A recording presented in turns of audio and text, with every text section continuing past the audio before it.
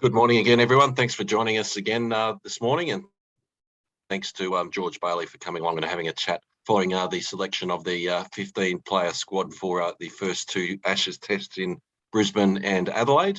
As always, guys, keep your cameras off and your microphones on mute until such time as we come to you with the question. If you have a question, let me know by raising your hand. So as soon as we have a hand raised, we'll get underway.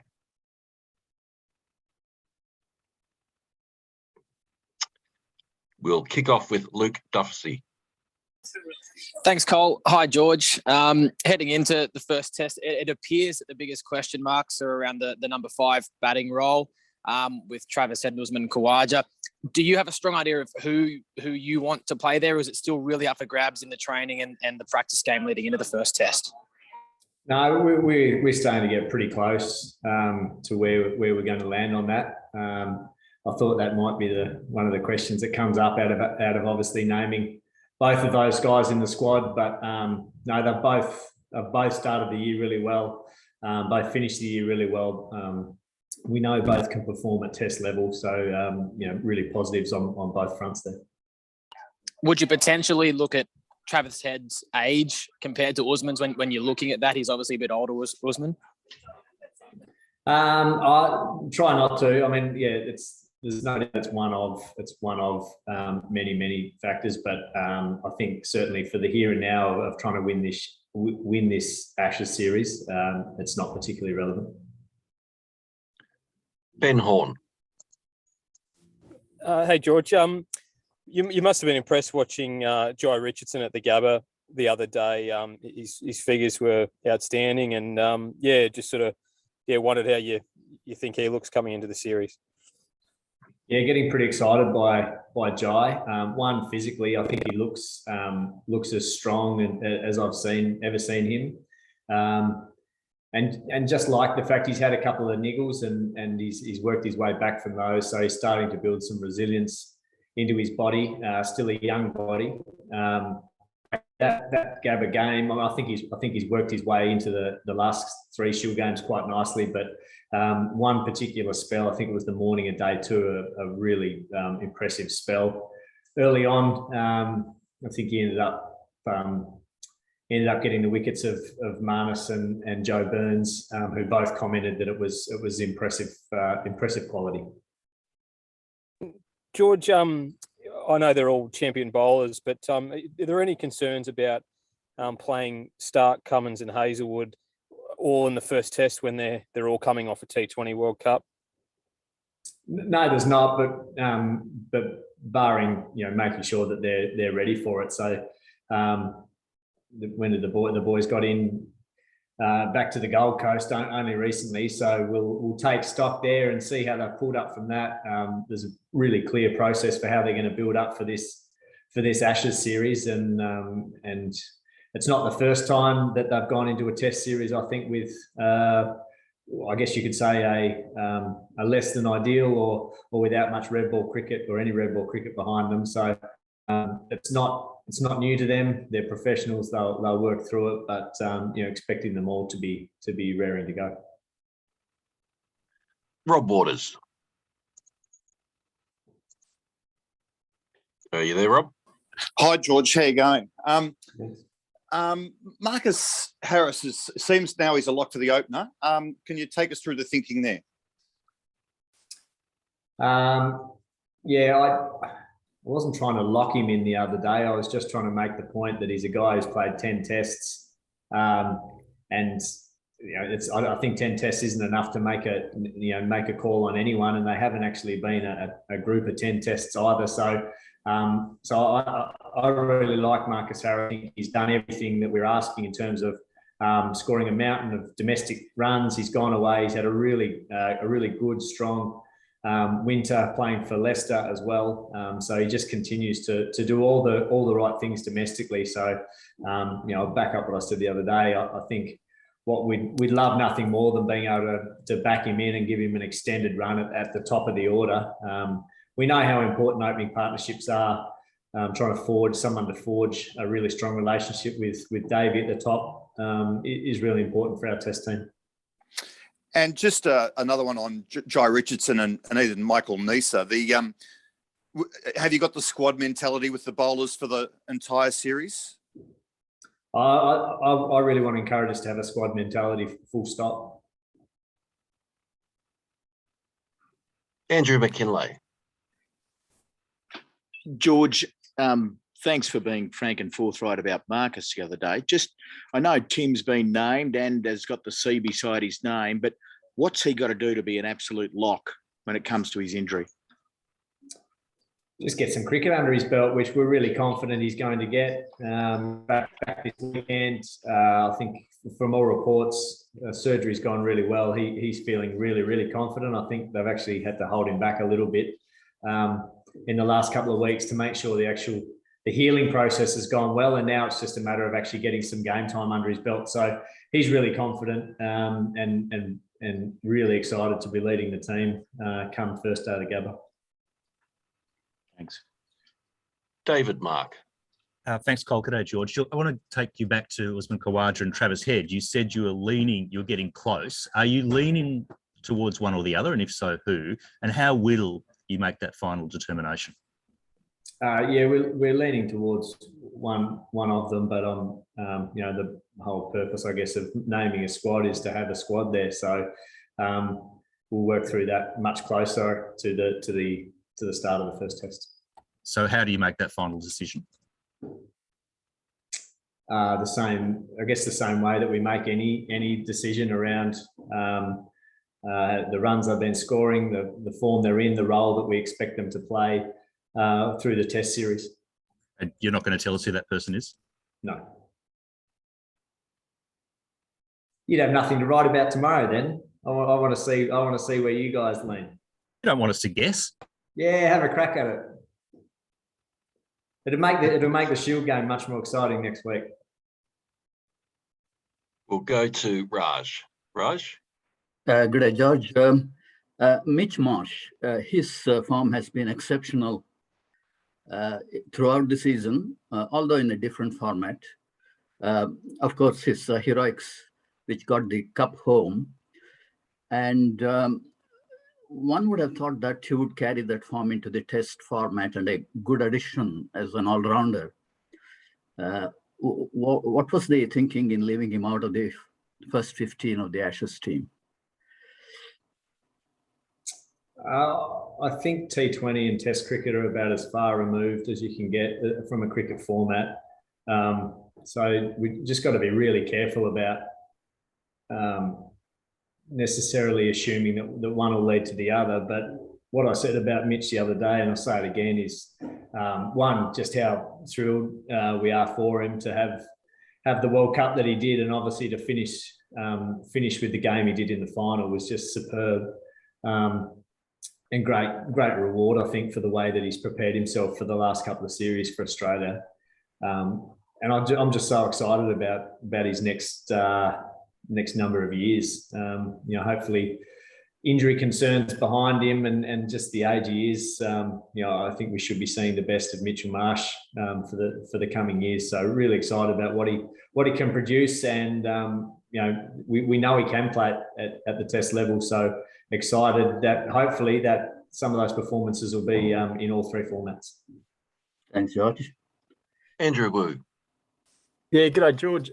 Just back on Travis and Usman, you talk about how I suppose their form going into it. How much should we read into, I suppose, Travis's form in that he started really well in the summer and then sort of his runs have sort of dropped off a bit, whereas Usman's really hit a really rich vein of form in the last 2 or 3 weeks. I mean, how much of a factor is that in your final selection? Oh, it's a factor. I think you never want to be trying to pick someone out of form, but I don't think there's a body of evidence to suggest that Travis is out of form. Besides not scoring as many runs as he has from the back end of last season, and the way he started the season as well. So I actually think they're both still batting beautiful. And with your fast bowlers, do you sort of, given how difficult it'll be for the same three to play all 5 tests, do you sort of map out where you want certain bowlers to play, and then sort of frame your selection around that in terms of managing them? There's obviously enough data and analytics around which bowlers perform well at certain grounds and how they all match up together. There's a whole raft of things that come into that as well. But first and foremost, it's really about the preparation for those guys, and not only those guys, but the Jai and Nesh, you throw them into there as well, and even the bunch of fast bowlers in that Australia A. Fast bowling is so physically challenging, and there's so many different factors that come into what you're trying to put together when you put a bowling group together, that it only takes one or two things to shift, and it can have a bit of a flow-on effect to how everything else looks as well. So I'm not trying to be as coy around this as I was with the batting one, but I just think, given that the boys have just got back from the World Cup, they're in quarantine. I don't think they've even had a training session there yet. So in terms of just taking stock and letting them build up over the next couple of weeks is going to be really important. Thanks, George. Rob Forsyth. G'day, George. Another one on the number 5 spot, just for something different. You're obviously quite well advanced in terms of your thinking. Do you think you'll lock it in before that tour game on December 1, or are you likely to leave it closer and sort of put a bit of weight into that? Again, I think it'll depend a little bit, not so much necessarily on those two guys, but depend a little bit on where the bowling group's at and how much work we've seen them do over the next couple of weeks before we're in a position to name the squad. But certainly we won't be holding back on it. I think there's some good advantage in being able to name that as soon as we are aware of exactly how everyone's tracking. And it's obviously a squad for the first 2 tests. I know it'll depend on form and results, but do you intend pick and stick to be the mantra of the summer? Are you keen to give Marcus Harris and whoever does get that number 5 spot an extended run?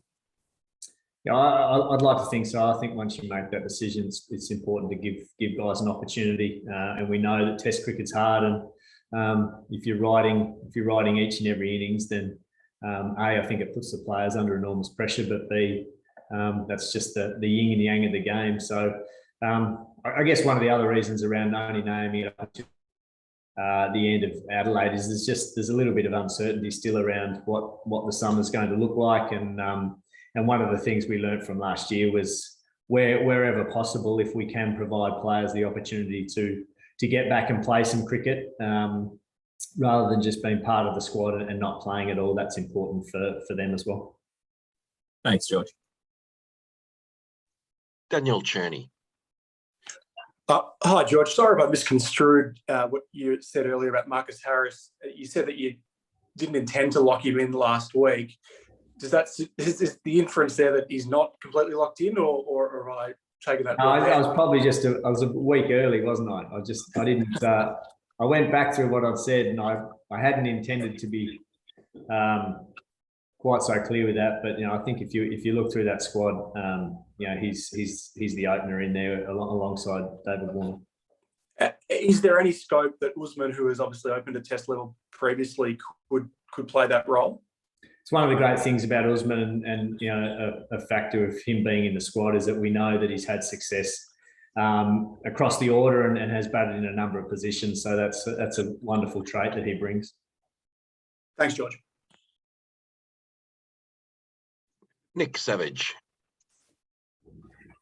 Thanks, Cole. G'day, George. Just wanted to quickly ask about Moses Henriques, who obviously was part of the South Africa tour earlier this year, but hasn't been included in this 15-player squad. Is that just because he hasn't got enough cricket under his belt since he's come back from the IPL?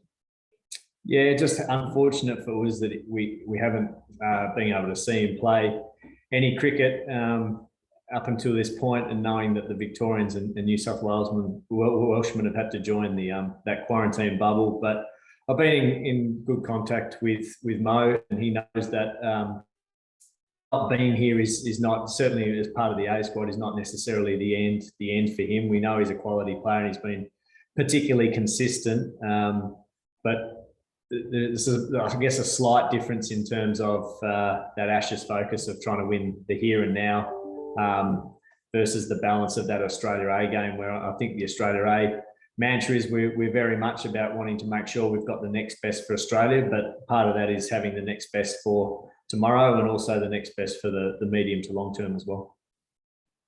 Thanks so much. Cheers. Scott Bailey. Hey, George, just one on Wilpikowski. Obviously, we've seen him ruled out this Shield match starting Friday, and that would indicate that he won't get any more red ball cricket at Shield level until essentially after the Ashes series is over. That means, is that him for this Ashes summer now? Do you see any way in which he could feature in a test this summer?